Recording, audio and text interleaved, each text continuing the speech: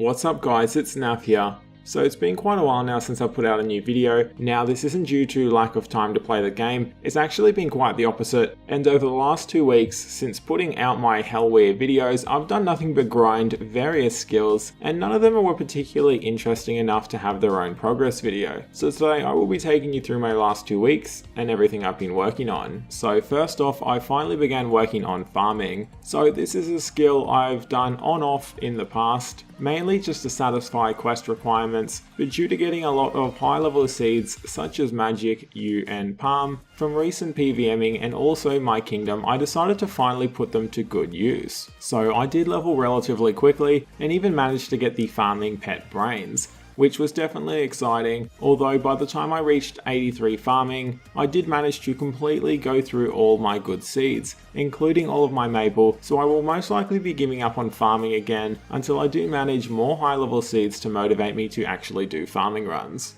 Now outside of farming, I had 2 other major priorities which did consume the remainder of the past 2 weeks. Those were training invention and leveling smithing so I could use up all of my bank doors, including Runite. The main reason behind wanting to work on smithing was the mining and smithing rework. This is a massive update which is too long to fit into this video, but the relevant changes that affected me specifically was the rebalancing in smithing materials and experience. So just going over that quickly for those who haven't really looked into it, essentially they are rebalancing the smithing levels required to make armors to be in line with their defense levels to wear them. So adamant and runite are currently high level smithing materials, giving good amounts of experience with decent high alchemy values. This update will rebalance them so they are mid-tier resources requiring 40 and 50 smithing to smelt and use, and because of this their high alchemy values will certainly be reduced. Although one thing I didn't find out was whether this will affect the amount of components they give, although if I had to guess I would assume that would be reduced also.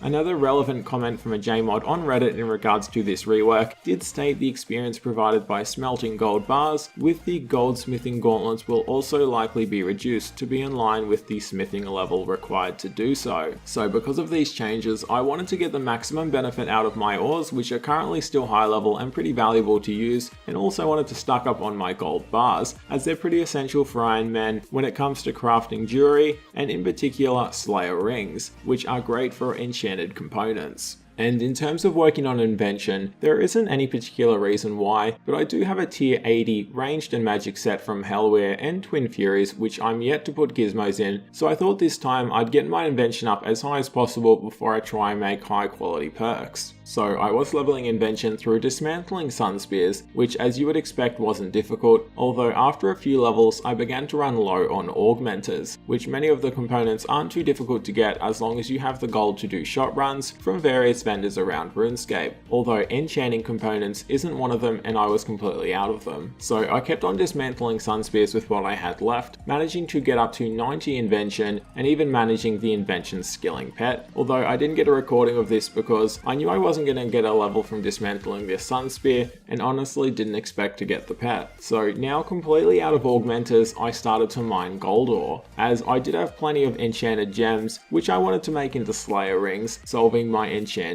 component problem. Currently I do have 8,000 enchanted Slayer gems and absolutely no gold ore at all in my bank, so the plan was to mine gold ore and make those into emerald necklaces and then porters, and then to use those porters to effectively mine the gold ore I need. So with the gold ore out of the way, I needed to farm vibrant wisps, which combined with emerald necklaces make the signs of the porter, and after being there for around 10 minutes I did manage the divination pet Willow, which was pretty surprising and undeserving, but I'm certainly not complaining. Although I wasn't overwhelmed with the speed I was getting vibrant energies at, so I decided to try the cursed wisps in the wilderness to simply convert them into vibrant energies and hopefully get them a little faster. Now there was an update recently so you can't teleport at all whilst holding cursed wisps, so that made things somewhat more complicated, needing to bank every 1000 energies or so, but regardless I did manage a few thousand, which I converted into vibrant energies, giving me a total of around 6,000. So making the porters was relatively easy from that point. With a total of around 1,200 uncut emeralds, I needed to cut a then make into necklaces, as well as also superheating the gold ore into bars. With that out of the way, my Vibrant Energies did make around 133 signs of the Porter, which honestly was a lot less than I expected, but regardless, I was quite happy with how fast mining gold ore was once I had the Porters. Now unfortunately, I pretty much ran out of Porters after around 2,600 gold ore, which was not enough, so I did have to farm more Vibrant Energies, stopping with a little over 80,000, which seemed like it would definitely do the job. And by the time I was done making Porters for a second time, I used all of my remaining emerald necklaces with a total of 1,128 Porters to use. So with that, I was back at the Living Rock Cavern for some time, going all the way to 88 mining, finishing the mining outfit, and by the end having a total of around 26,000 gold ore. So I was pretty certain that would keep me going for quite some time, so I did begin superheating the gold ore into bars. Now, one big oversight I did have along the way was neglecting to buy nature runes from stores, with all the ones I have been made myself via the Wicked Hood daily. So because of this, I eventually ran out of nature runes and had to begin smelting the gold bars at the furnace, which wasn't a big deal, but I definitely did come to regret this later on. So with over 26,000 gold bars made, I did want to continue smithing, and now going to use all of my adamant ore at the Artisan's Workshop.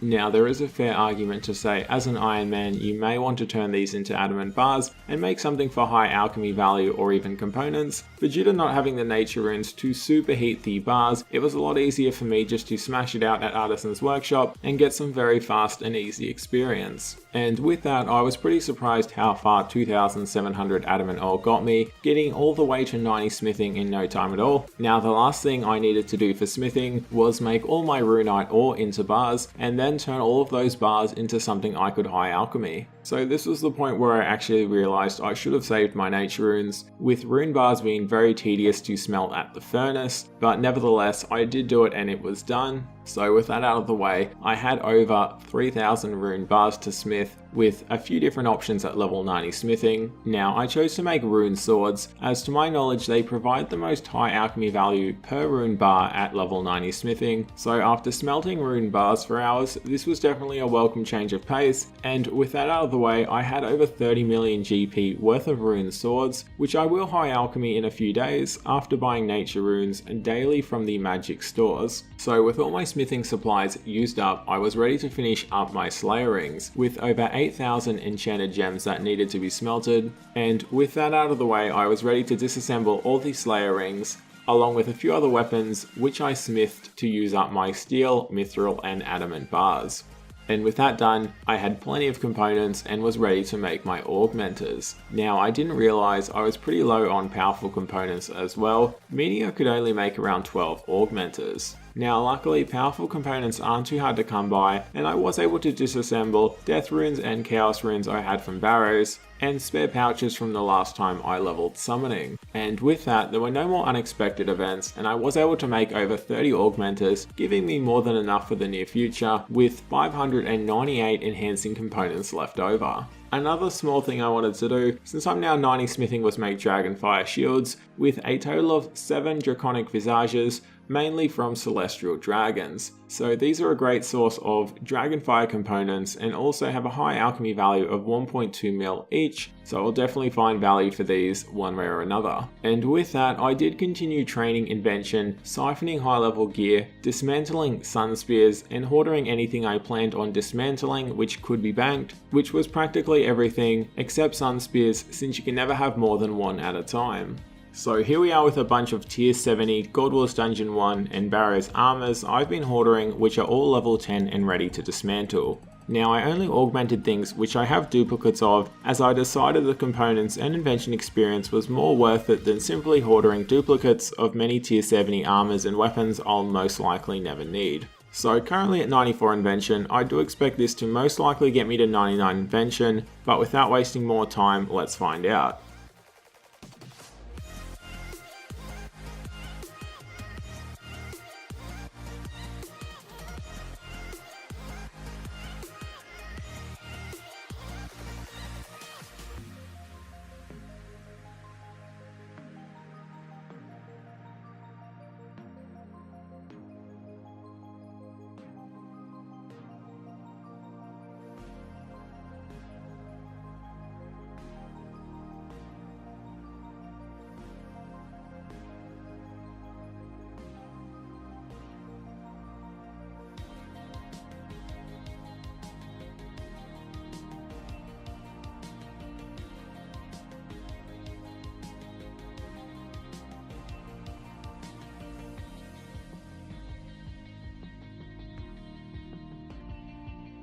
So there we go, 99 invention, which is really awesome. And I did even decide to dismantle my tier 85 duplicates. I had to think about it, but I think the components will be a lot more beneficial than simply having duplicates for the fun of it, but never know, I may end up regretting it.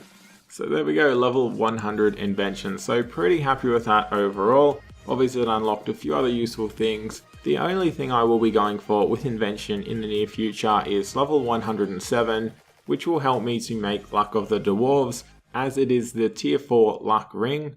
So that's everything for this progress video. I do plan on leveling summoning soon, as I do want to go for 96 for the pack yak, although I haven't calculated or planned what I'll be doing, so I'm not exactly sure how that's going to go. But that's it for this one. Thanks for watching, and I'll catch you in the next one.